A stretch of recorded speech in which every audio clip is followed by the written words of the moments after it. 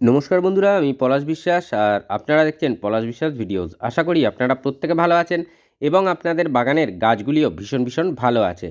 তো অনেক দর্শক বন্ধুরা বলেছিলেন যে পলাশ ভাই একটা আ মানে বোগেনভিলিয়া বা বাগান বিলাসের কীরকমভাবে প্রতিস্থাপন করো তার একটা ভিডিও দাও।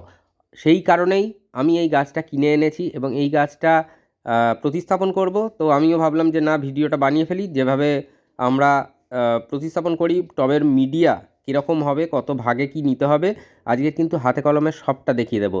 একটুও স্কিপ করবেন না, তাহলে কিন্তু অনেক তথ্য মিস হয়ে যাবে। তো যেভাবে দেখাবো পরপর স্টেপ বাই স্টেপ সেইভাবে মিডিয়া বানিয়ে ফেলবেন। কী খাবার দিতে হবে, কত দিনের ব্যবধানে দিতে হবে, যাতে করে এই যে সামনে বোগেনভিলিয়ার কিন্তু পিক টাইম, একদম প্রচুর পরিমাণে ফুল দেবে। শীতকালে তো দিচ্ছেই, আর সামনেও কিন্তু প্রচুর পরিমাণে ফুল পাওয়ার জন্য অপেক্ষা করে থাকবেন। আপনার বাগান ভরিয়ে রাখবে এই বোগেনভিলিয়া, আলো করে রাখবে, প্রজাপতিদের টেনে নিয়ে আসবে। তো প্রতিদিন সন্ধ্যে 6টায় বাগান সংক্রান্ত ভিডিও আমার চ্যানেলে আসে। নতুন ভিউয়ার্সদের জন্য বললাম, চ্যানেলটি সাবস্ক্রাইব করে রাখুন, পাশে থাকা বেল আইকনটা অল করে দেবেন। তাহলে কিন্তু প্রতিদিনের নোটিফিকেশান আপনারা পেয়ে যাবেন সন্ধ্যে 6টায় আমি যখনই ভিডিও দিই না কেন। তো যেটা দেখছেন যে গ্রো ব্যাগের মধ্যে রয়েছে, গাছটা বের করতে হবে।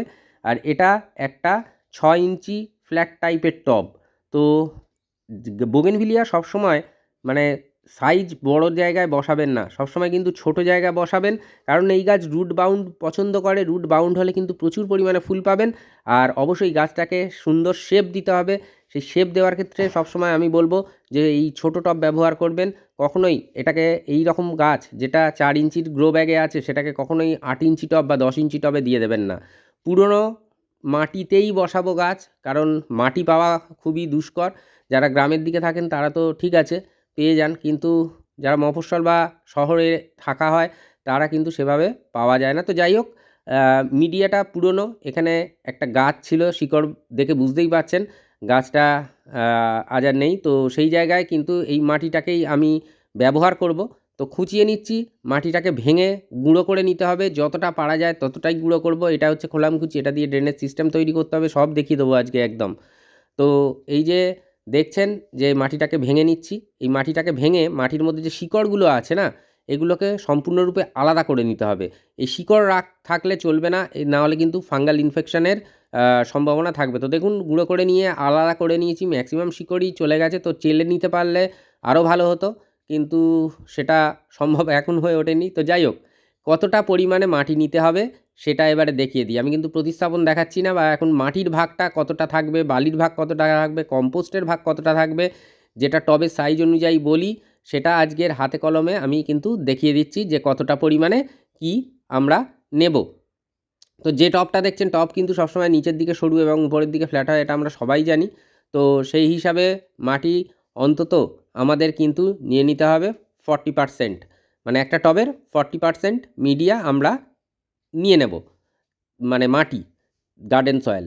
তার সাথে আর কি কি উপাদান আমরা নেব সেটাও দেখিয়ে দেবো। এটা কিন্তু জাস্ট মাপটার বোঝানোর জন্য এই জিনিসটা আমি করছি। তো দেখুন, মাটি নিয়ে নিয়েছি প্রায় 40 থেকে 50%-এর কাছাকাছি অবধি মাটি। সামান্য কম বেশি হলে কোনো সমস্যা নেই। আর উপরের দিকটা যেহেতু বললাম ফ্ল্যাট, নিচের দিক সরু, সেই জন্য এইরকম হয়েছে। যদি গোল টব হতো তাহলে ভালো করে আরও দেখানো যেত, আশা করি আগামী দিনে দেখিয়ে দিতে পারবো। তো যাই হোক, এটা দেখছেন যেটা, এটা কম্পোস্ট, ভার্মি কম্পোস্ট। যদি আপনাদের কাছে 1 বছরের পুরনো গোবর সার থাকে, তো সেটাও আপনারা কিন্তু ব্যবহার করতে পারেন। সেটা ভালো রেজাল্ট পাওয়া যায় আরও বেশি। তো যাই হোক, এই কম্পোস্ট, ভালো মানের উচ্চমানের কম্পোস্ট যদি আপনারা পেয়ে থাকেন, তাহলে তার রেজাল্ট কিন্তু খুবই ভালো হয়। কিন্তু যেহেতু এখন কাঠের গুঁড়ো এইসব ভুসি মিশিয়ে কম্পোস্ট বিক্রি করা হয়, তো সেই জন্যই আমি বললাম। তো যেটাই হোক না কেন, মোটামুটি এই অবধি আমরা কিন্তু মাটির লেয়ারটা রাখবো, সেই মতো অনুযায়ী আমরা মাটি নিচ্ছি মিডিয়া বানানোর জন্য। তো যেটা দেখলেন, ভার্মি কম্পোস্ট আমাদের নিতে হবে প্রায় 30%। আর এখানে দেখলেন যে বালি, বিল্ডিং কনস্ট্রাকশানে ব্যবহার করা হয় যে বালি, ধুয়ে পুরো রোদ্রে শুকিয়ে নিয়েছি। 3-4 বার ধুয়ে নেবেন, নোনা অংশটা ধুয়ে যাতে বেরিয়ে যায়, সেই জন্যই এই ব্যবস্থাপনা। তো এই রকম নিয়েছি। তো 50% মাটি আপনাদের নিতে হলো, 30% কম্পোস্ট এবং 20% স্যান্ড বা বালি। এই নিয়ে আমরা কিন্তু এই টবটা ভরে ফেললাম। এবার খালি খুব সুন্দরভাবে মিশিয়ে নিতে হবে প্রত্যেকটা উপাদান মাটি, বালি এবং ভার্মি যাতে ভীষণ ভালোভাবে মিশে যায়, সেই জন্যই এই ব্যবস্থাপনা আমাদের করতে হবে। এটা যত ভালো করে আমরা মেশাতে পারবো না, তত ভালো রেজাল্ট আমরা কিন্তু পেয়ে যাব। তো আগামী দিনে যখন গাছ বড় হয়ে যায়, যখন রিপোর্টিং করা হয়, তারও মিডিয়া স্ট্রাকচার কিছুটা চেঞ্জ হয়, পরিবর্তন হয়। যখন আমরা রিপোর্টিং করি সেক্ষেত্রে মাটির ভাগ কিছুটা কমে যায়, মাটি এবং ভার্মি সম পরিমাণে হয়। তো একদম নতুন গাছ প্রতিস্থাপন করলে আজকের যে সয়েল মিডিয়াটা দেখাচ্ছি বা সয়েল মিডিয়া স্ট্রাকচারটা বলছি, সেটাই কিন্তু আপনারা করবেন, দারুণ রেজাল্ট পাবেন আপনারা, আমি এই বলে দিচ্ছি। আর কোনো নতুন পুরানো ওইসব মাটি নিয়ে ভাববেন না। পুরনো টবের মাটি ব্যবহার করুন। যারা নতুন পাবেন মাটি তাদের জন্য তো ওয়েল অ্যান্ড গুড, না হলেও কিন্তু খুব বেশি হেরফের হয় না যে পুরনো মাটি হয়তো খাবার নেই তার মধ্যে, সমস্ত বেরিয়ে গেছে। না, আপনি যে পরিচর্যা করবেন, যেভাবে করবেন, উপকারী ব্যাকটেরিয়া, উপকারী যে ছত্রাকগুলো তারা অটোমেটিক্যালি জন্মে যাবে এবং আপনার মাটি কিন্তু পুরনো মাটিই নতুনের মতো হয়ে যাবে। অতএব ওসব নিয়ে ভাববেন না। অনেকে বলেন আমাকে, সেই জন্য আমি কিন্তু আজকের এই কথাটা বলে দিলাম। আমি পুরনো মাটি ইউজ করি এবং দেখেছেন যে কীভাবে পরিমাণে, কতটা পরিমাণে ফুল পাওয়া যায়। তো দেখুন, খোলামকুচিটা দিয়ে দিলাম যাতে ড্রেনেজ সিস্টেমটা ঢাকা থাকে খোলামকুচির উপরে। এরপরে যেটা নিয়ে নিচ্ছি, এই বালি এবং বালি চালার পাথর, এই দিয়ে আমরা একটা আস্তরণ করে দেবো বা বেডের মতো করে দেবো যাতে খোলামকুচিটা না নড়ে যায়, এবং তার পাশাপাশি যাতে জল যখন আমরা পরবর্তীকালে দেব, তাতে যাতে মাটিগুলো ধুয়ে ওই মানে ড্রেনেজ হোলটাকে যাতে না আটকে দেয়, সেই জন্যই এই বালি চালার পর যে পাথর বের হয়, সেই পাথর এবং এই বালি দিয়ে বেড করে দিচ্ছি। যাদের কাছে সিন্ডার অ্যাভেলেবেল আছে, সিন্ডার এবং বালি দিয়েও বেডটা করে দিতে পারেন। এটা তবে সব গাছের ক্ষেত্রেই প্রয়োজন, টবেতে যারা আমরা চাষ করি, বাগান করি, তাদের জন্য। তো দেখুন, এবারে মিডিয়াটা দিয়ে দিচ্ছি, যে মিডিয়াটা বানিয়ে নিয়েছি সেই মিডিয়াটাই এবারে ভরে দিচ্ছি এবং চেপে চেপে মাটি দিতে হবে।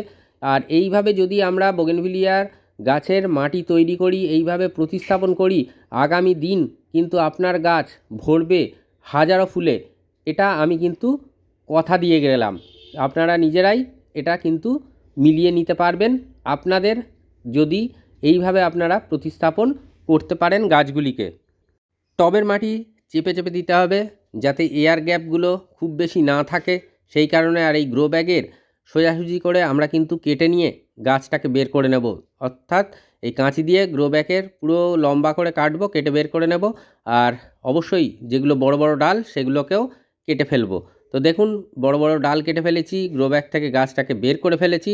লম্বা ডাল ফুল সমেতই কাটা হয়েছে, এটা প্রয়োজন আছে, তাহলে গাছটা দ্রুততার সাথে ধরবে মাটির সাথে, এবং তার পাশাপাশি অজস্র ব্রাঞ্চ কিন্তু আমরা পেয়ে যাব। এবারে যেই সলিড যে মাটিটা থাকে নার্সারি থেকে, সেটাকে যতটা পারবো উপর থেকে ছাড়িয়ে নেব, যাতে দেখবেন যে রুট ক্ষতিগ্রস্ত না হয়, অর্থাৎ শিকড়, সাইডের যে ফিডার রুট যদি ছিঁড়ে যায় দু একটা, কোনো সমস্যা নেই, মূল শিকড় না ছেড়ে এবং গাছের গোড়া যেন না নড়ে যায়, সেই রকমভাবে আলতো হাতে চাপ দিয়ে দিয়ে আপনারা কিন্তু এই মাটিগুলোকে রিমুভ করবেন এবং কিছুটা মাটি হালকা করে চেপে নেবেন। তো দেখুন, শিকড় বেরিয়ে আছে পুরো। তো এইবারে গাছটাকে কিন্তু আমরা প্রতিস্থাপন করে ফেলবো, অর্থাৎ মাঝামাঝি মতন জায়গায় রেখে আমরা মাটি যে সয়েল মিডিয়াটা দিয়েছি সেটাকে আমরা দিয়ে দেব। আর কখনোই রুট বাউন্ড অবস্থা, মানে যে মাটির যে আস্তরণটা, ওটাকে কখনোই ভাঙতে যাবেন না বসানোর সময়, তাহলে কিন্তু গাছ মানে রিকভারি করতে অনেক সময় নেবে, অনেক সময় নাও করতে পারে, মানে এটা একটা বড় বিষয়। তো এই মাটিই থাকুক, অসুবিধা নেই গোড়ায়, আর যে মাটি বানানো হলো সেই মাটি সাইডে থাকুক। গাছের গ্রোথ দুর্দান্ত হবে। আর এই যে মিডিয়াটার মধ্যে আমরা যে বসিয়ে দিলাম, কোনো ধরনের খাবার দাবার সেভাবে দিলাম না, এটা কিন্তু একটা মানে নির্দিষ্ট কারণ আছে, যেটা আমি পরে ভিডিওতে ব্যাখ্যা করে দেবো বিস্তারিতভাবে। এখন সংক্ষেপে বলে দিচ্ছি যে গাছ প্রতিস্থাপন, বোগেনভিলিয়া প্রতিস্থাপন করার সময় যদি ডিকম্পোস্ট করা খাবার থাকে তাহলেই দেবেন, নাহলে কোনো ধরনের খাবার কিন্তু দেবেন না। কারণ চারা গাছ, চারা বোগেনভিলিয়া, সে কিন্তু এই টেম্পার নিতে পারবে না, যে শিকড়গুলো, তাহলে নষ্ট হয়ে যাওয়ার সম্ভাবনা থাকে। প্রতিস্থাপনের 15 দিন পর যেভাবে পরিচর্যা দেখাই, মিক্সড খাবার দেবেন, সব কিছু করবেন, কিন্তু প্রতিস্থাপনের পর আপনারা এই গাছটিকে ফুল সানলাইটে রাখবেন, তবে বেলার দিকে, বেলা 12টার সময়ের যেন রোদটা না পায়, এটা খেয়াল রাখবেন। তার আগে পাক, অসুবিধা নেই।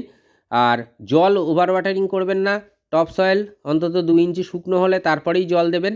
আর অবশ্যই গাছ প্রতিস্থাপনের ঠিক 1 সপ্তাহ পরে আপনারা হিউমিক অ্যাসিড জলে গুলে দিয়ে দেবেন। যদি ডাস্ট ফর্মেশনে থাকে 1 লিটার জলে 2 গ্রাম, যদি লিকুইড ফর্মেশনে থাকে তাহলে 1 লিটার জলে 1.5 ml নিয়ে আপনারা তার থেকে 250 থেকে 300 ml জল হিউমিক অ্যাসিড মিশ্রিত জল আপনারা গাছের গোড়ায় দিয়ে দেবেন। আর 15 দিন পর থেকে খাবার দাবার শুরু করে দেবেন। আর হ্যাঁ, একটা কথা বলতে ভুলে গেলাম, যে যেদিন গাছ প্রতিস্থাপন করবেন তার থেকে ঠিক 1 সপ্তাহ পরে যেমন হিউমিক অ্যাসিড দিচ্ছেন, ঠিক তার 2 দিন পরে, মানে যেদিন হিউমিক অ্যাসিড দিলেন তার 2 দিন পর থেকে পাতলা করে সরিষার খোল পচা জল চালু করে দিন, ব্যাস। আর কোনো অসুবিধা নেই, 3 দিনের ব্যবধানে সরিষার খোল পচা জল দিন, আর 15 দিন গাছ প্রতিস্থাপনের 15 দিন পরে মিক্সড খাবার দিয়ে দেবেন। তো এভাবেই কেয়ার করুন। আশা করি বাগান বিলাস আপনার বাগানকে সত্যিই ভরিয়ে রাখবে, অজস্র ফুল ফুটবে, ঝাঁকে ঝাঁকে ফুল ফুটবে।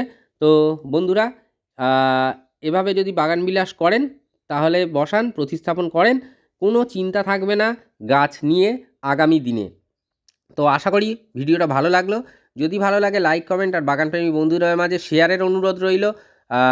যদি শেয়ার করে দেন তাহলে আশা করি উপকার পাবেন সব নতুন বাগানিরা। তো এভাবেই বাগান করুন, গাছ করুন, ফুলে ফলে সবজিতে ভরে থাকুক আপনার বাগান। মন থাক চিরসবুজ, পৃথিবী হোক সবুজময়, এই বলে আজকে এখানেই সমাপ্ত করছি। আবার আসছি আগামীকাল ঠিক সন্ধ্যে 6টায়। হ্যাপি গার্ডেনিং বন্ধুরা, নমস্কার, খুব ভালো থাকবেন সকলে।